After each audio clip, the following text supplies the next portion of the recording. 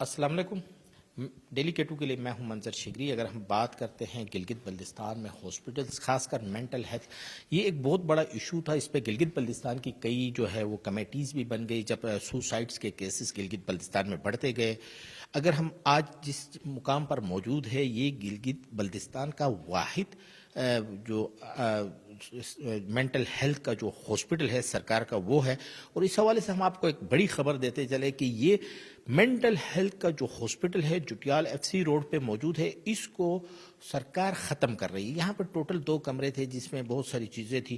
چونکہ ہمارے ساتھ اس حوالے سے موجود ہے جو اس پوری صورتحال سے بخوبی آ گیا ہے، سید نصیر شاہ صاحب بیٹھے ہوئے ہیں ہمارے ساتھ. تو نصیر کاظمی صاحب سے ہم بات کریں گے اور ان سے پوچھیں گے. نصیر صاحب، کیا آپ کے پاس انفارمیشن ہے؟ کیا کیا چیزیں یہاں سے ہٹائی گئی ہے؟ کیا مشکلات ہیں؟ لوگوں کو کیا پرابلمس آ رہی ہیں؟ بسم اللہ الرحمن الرحیم. بہت شکریہ منظر صاحب، آپ یہاں آئے اور اس ہاسپٹل کے بارے میں ایک پیکیج بنا رہے ہیں. یہ اصل میں یہ جو ہاسپٹل بنا ہے، پچھلے جب سے بنا ہے، یہاں پہ پیشنٹس تقریباً 8-10 ہزار سے کم و بیش 8-10 ہزار پیشنٹس یہ ہاسپٹل دیکھ چکا ہے. اور یہاں پہ جب سے یہ ہاسپٹل بنا ہے، شروع سے ہی آئے روز یہاں پہ کوئی نہ کوئی ڈپارٹمنٹ اس ہاسپٹل کو ٹیک اوور کرنے کے لیے آتا ہے یہاں پہ. اور ڈپارٹمنٹ جو ہیلتھ ڈپارٹمنٹ کی سے ہی یہاں پہ ایک آدھ روم جو ہیں وہ ای پی آئی کو دیے گئے ہیں.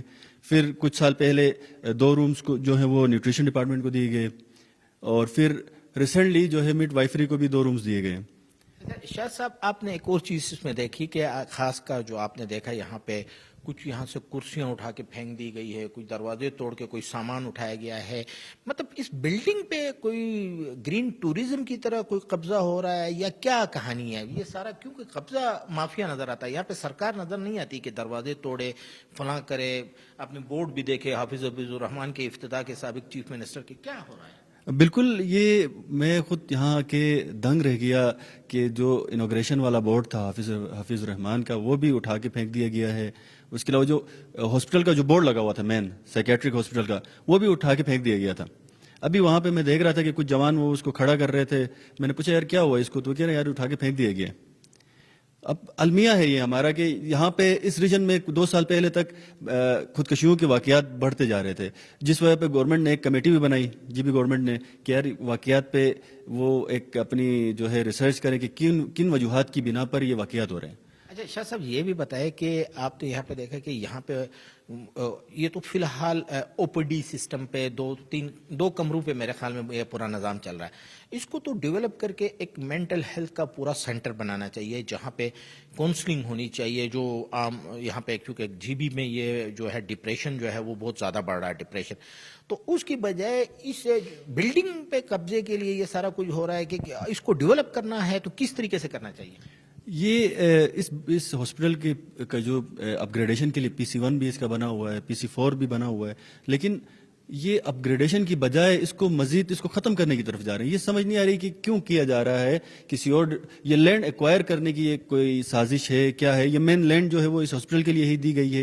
یہ بلڈنگ جو بنی ہے اس ہاسپٹل کے لیے بنی ہے، لیکن اب جا کے وہ کسی اور ادارے کو دینے کے لیے ان کو کہا جا رہا ہے کہ آپ اس سب کو خالی کر دیں. ان کے فرنیچر تک خالی کر دیے گئے ہیں. یہاں پہ آپ دیکھ سکتے ہیں کہ ان کا جو مین ہال تھا جہاں پہ یہ ورکشاپس وغیرہ کراتے تھے، اسٹوڈنٹس کو جو یہاں پہ انٹرنشپ کے لیے آتے ہیں ان کے لیے سیمینارز وغیرہ ہوتی تھی، اس ٹریننگز وغیرہ ہوتی تھی ایگزیکٹلی. تو اس کو کیا کیا انہوں نے ختم کر دیا ہے اور وہ مڈ وائفری کو دے دیا گیا ہے.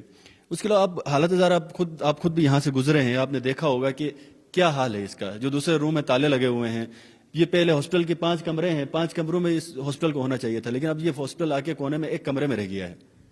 ناظرین، چونکہ آپ نے ساری گفتگو سنی کہ ہمارے یہاں پہ جو سرکار کے ادارے ہیں، اسٹیٹ کا جو PC1 بنا تھا، اس کو ڈیولپ کرنے کی بجائے اس کو جو ہے تباہی کی طرف لے کر جا رہے ہیں.